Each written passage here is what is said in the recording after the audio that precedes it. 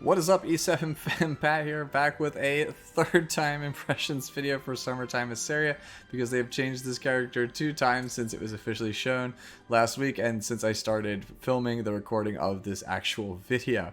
That said, we're still going to go over the character's stats and skills like I do with all of my videos, and we're going to hypothesize some endgame builds for her so you guys can all hit the ground running when she comes out later on this week. They're not going to be tried and tested builds like you would see in the how to play videos, because, you know, the character's simply not out yet and she plays completely differently than a lot of the other characters that we have seen so far. But these are basically just my best guesses on how I think she's going to work and my, general overall opinions of the character. So wish me luck, and hopefully I don't make too many mistakes along the way. Let's get into Iseria's stats. Summertime Iseria is a Fire Ranger of the Capricorn zodiac symbol, which means she shares a stat line with Green Bologna, Elfelt, and Flant. Her attack is actually 1003, which is, a bit deceptive. It says 1203 here, and that is because of her S2 passive, which we'll talk about when we get to the actual skills section. She has 5,704 health, which is quite good for a ranger. It is above average, but it is just average to slightly below average overall when compared to the other heroes in the game. Still, rangers usually have absolutely trash health, so 5,704 is a welcome change. She has 115 speed, which is quite high actually. Most of the best characters in the game's history are usually at 114 speed or higher, so being 115 is quite nice. She has 585 defense, which is, again, like the health, quite good for a ranger, but just average to slightly below average when we look at the defense rating for most of the other classes.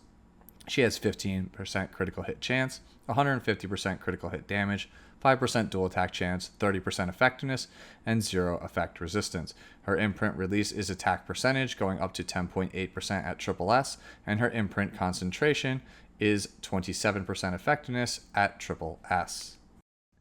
Moving on to Iseria's skills, her first skill we'll talk about is her passive S2, which is Suppression Attempt, and it has multiple components.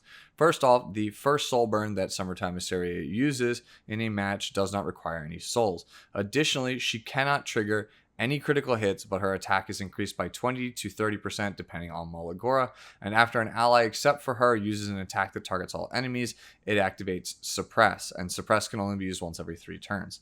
Suppress increases the combat readiness of all allies by 15%, as well as plants a bomb on 2 random enemies for 2 turns. So this is the second bomb character that the Epic 7 has brought out, the first being Roaming Warrior Leo, who recently just got a buff, which we talked about in my previous video where we went over those balance adjustments.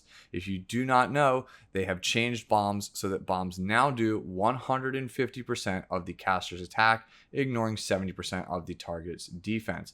Additionally, when the bomb expires or is procced with a detonate, you get a guaranteed stun. It ignores effect resistance. So bomb is a really, really powerful mechanic. It is incredibly strong. It used to be a super bomb. Now it's like kind of like an ultra bomb. Because if you remember from the carrot video, we talked about how burns are 60% of the target's attack, ignoring 70% of the target's defense. It used to be 120, now it's 150. So bombs are going to hurt. This character is going to do some damage. If you have attack on this character, you're going to do some damage. And considering that she has, 30% attack essentially from this passive, she's going to hurt. How much, by the way, attack you get from this passive, I don't really know. It remains to be seen, because the wording on this is similar to both Senya and Rams, and Senya only counts her base attack, and her base attack is around like 1100. It is kind of deceptive. So when she says that she gets a damage buff from the passive, it's not that much. But for some reason, Rams, whose is worded the exact same way, she gets a massive attack buff. It counts all other attack sources before applying that passive. So I'm not going to even attempt to figure out how much attack that this character is going to end up having when I do calculations for builds later on in the video. We're just going to throw it out, and we'll just wait and see when the character comes out what it ends up being. So keep in mind, when I am talking about the character's attack scores in the builds, I am not factoring in this passive at all. So yes, keep that in mind. So the next thing to talk about is her S1, which is the move that gets the free soul burn, which is Are You the Culprit? It has a 60 to 75% chance to dispel 2 buffs from a single target, depending on Malagoras. Really, really good S1. Also, additionally, it has a 1x attack multiplier, so it is a standard damaging move. for the most part compared to other S1s in the game. So if you just want to know how much damage it does, there you go. So this is just a good S1 overall. And honestly, if it wasn't for this character's reliance on the artifact, which we'll talk about in a second, I would say that this skill makes her a great candidate for a counter set because it is so unique and it's pretty damn good in my opinion. So the final move to talk about is the S3, which is Sword of Flowers, which is confusing to me because I'm pretty sure that's the name of the S3 that she had. Only didn't have an exclamation point in the basis area. I don't know. I don't play Iseria enough, but she does say Sword of Flowers a lot when she attacks. You get 2 souls when you use it, and it's a 3 to 4 turn cooldown depending on Molagora. And you're going to need that 3 turn cooldown because this is really important to detonate the bombs. So it is an AoE attack that decreases the attack of all enemies for 2 turns, as well as increases Iseria's speed for 2 turns. Really good S3 overall at just that point alone. Speed buff, obviously very nice, one of the best buffs in the game. Decreasing attack is not amazing, but it's not bad either. So this is really nice. It can help, kind of save her bacon, considering that now that you've seen the whole kit, you realize that she doesn't have any way to survive. She has no survivability skills whatsoever. And at the end of the turn, it detonates bombs inflicted on the enemy. And as we just talked about with the S2 passive, that's 150% of her attack, ignoring 70% defense. That's a lot of damage. Additionally, this move does 1.2x damage, which is very, very high, by the way, for a soul burn. For reference, that is basically even compared to Briarwitch Iseria's soul burn. So Briarwitch Iseria's soul burn is 1.2x. So this move without any soul burns is as good as a soul burn Moonlight 5-star AoE. It's pretty good. It's one of the better multipliers for an AoE, not the best. There are other ones out there that are a bit better, like Tempest Cerns is a little bit better based on her health. It's pretty much almost as good, but not quite as good as like Vivian's soul burn. So yeah, this character is definitely built for damage. Then the last thing to talk about actually is her artifact, which I think is going to be a must run for her, which is Star of the Deep Sea. When she lands a non-critical hit after using a basic skill, she has a 50 to 100% chance, depending on how many levels you have into this, to plant a bomb on the target for 2 turns. This effect is only applied by single attacks and is not activated by counterattacks, dual attacks, or extra attacks. This feels really, really mandatory on the character because when you plant bombs from the S2, it's 2 random targets, and it might not be the ones that you want. The fact of the matter is you have that free soul burn so that you can proc this S1 and give a bomb to one of the 2 targets that was not given a bomb, assuming everything goes correctly in Magical Christmas Land. So yeah, this is going to be really important. And if you remember at what we talked about in the Celine video, this has the same percentages as Storm Sword used to have, or probably still has. We don't know. The jury's still out on that one.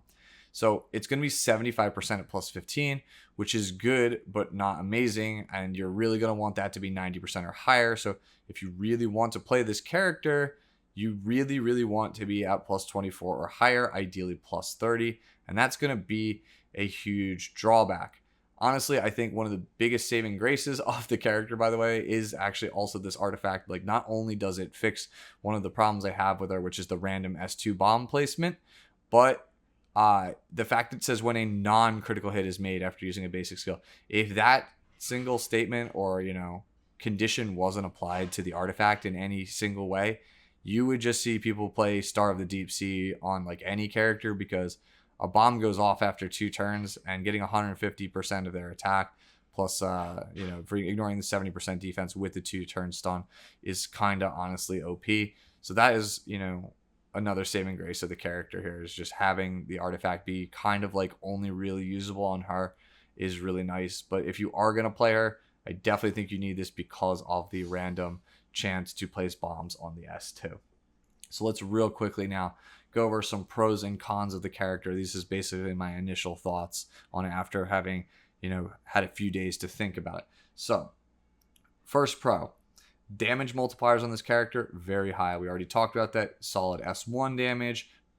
Bombs, obviously crazy ludicrous damage after the change. I know 1.2x, AoE multiplier is nothing to scoff at.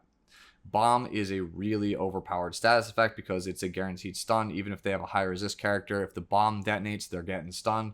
So that is really nice. The only problem is the bomb as a mechanic still has to go through an effectiveness first ER check to be placed in the first place. So you will need some amount of effectiveness on this character if you want her to kind of do her job. So keep that in mind.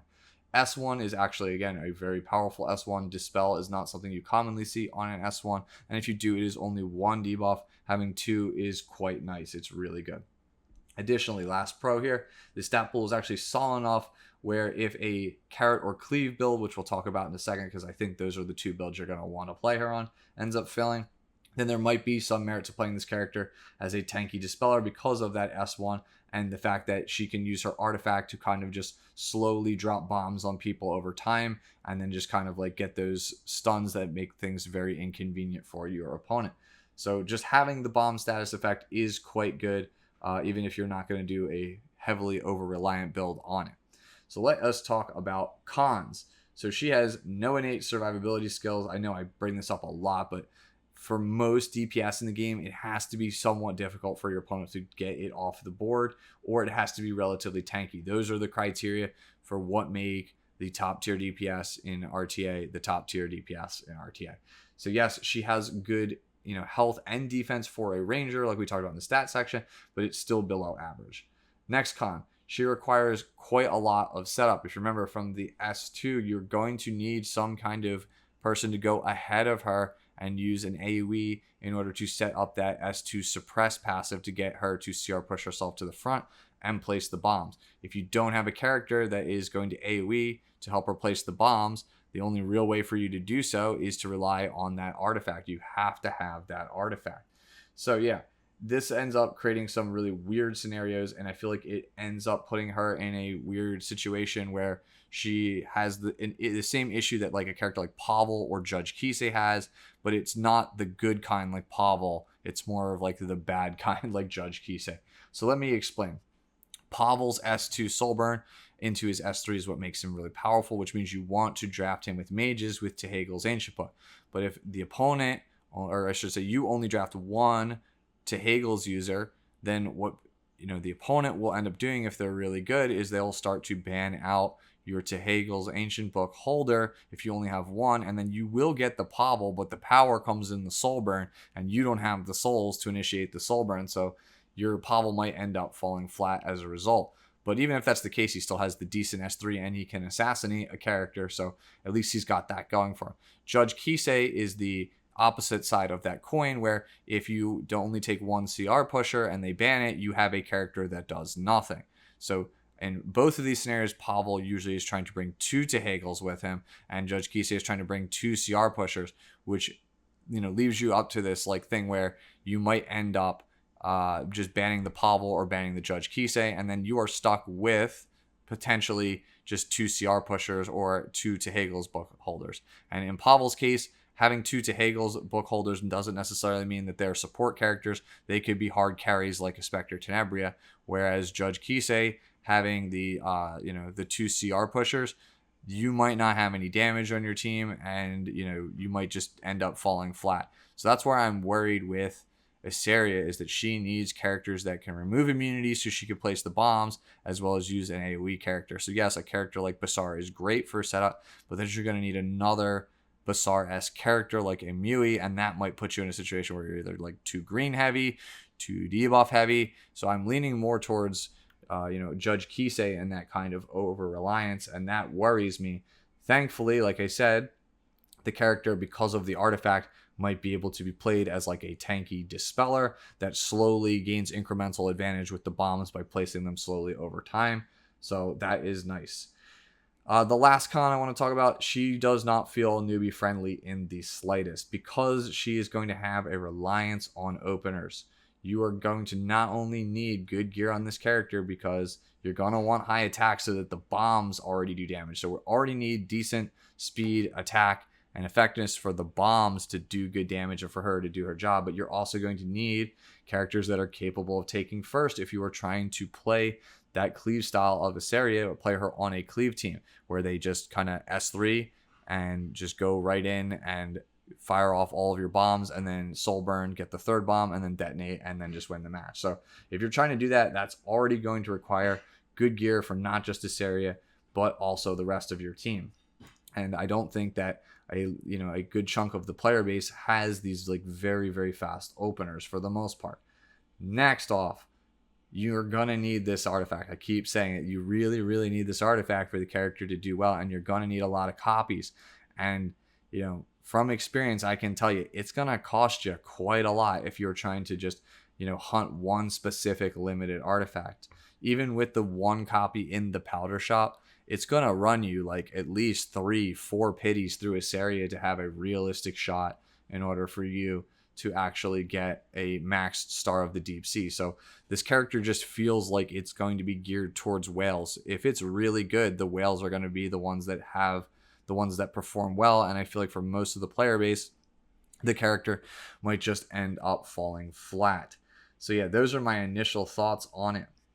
As for actual builds, which we'll get into in a second, if you haven't been able to theorize where I'm going here, I think that she's going to end up just being either Carrot 2.0, but not necessarily good, where we have a speed build with some bulk that tries to detonate the burns and do a ton of damage, although you don't have the survivability of Carrot. So build number 1 is going to be similar to something like Carrot, where you're going to have that big burn damage but without the survivability. And then the second build is going to end up being more of a cleave style ranger, where you're a bit faster, no real bulk, just as much damage as you can possibly end up getting. And my worry with that one, again, not only is it not newbie friendly, but I worry that it might not be as good as either Landy or Operator Cigarette, which are the other rangers that usually are played in that same cleave style.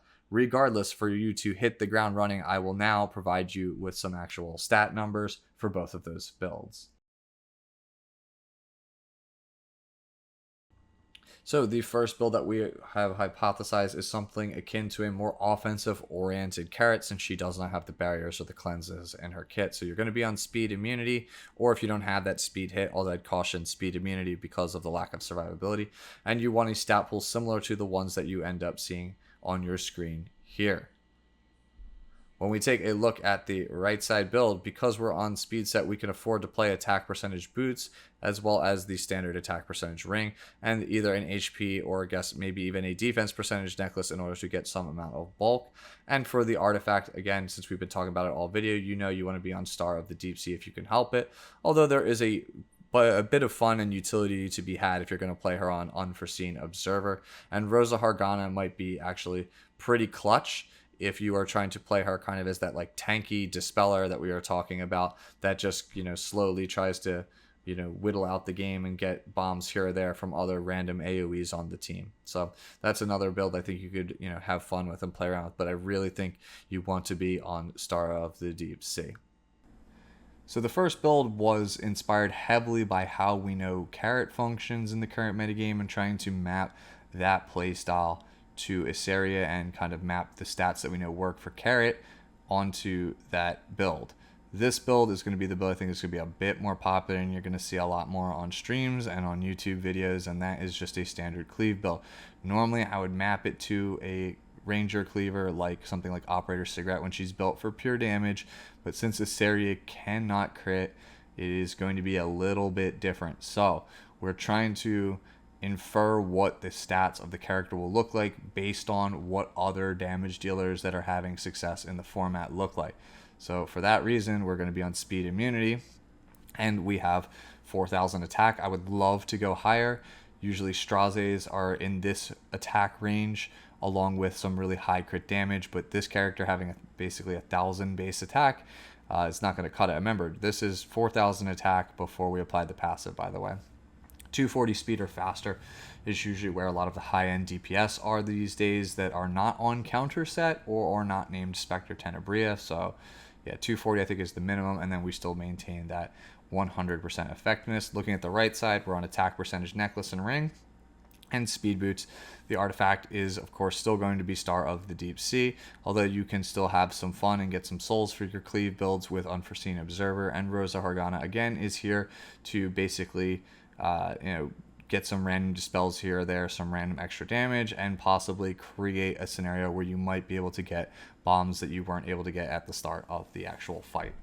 And that's pretty much it for Summertime Iseria, those are pretty much my thoughts and the hypothesized builds that I think will end up being successful on her if she does in fact find success. If you guys think I'm wrong, or I missed anything, as always, let me know down in the comments below. I'm so sorry that it took this long to get this video out, but as you know, they kept changing things, so here we are. So hopefully it was a good one and you enjoyed it. As always, enjoy the rest of your day and the rest of your week, and I'll catch you all in the next one. Later.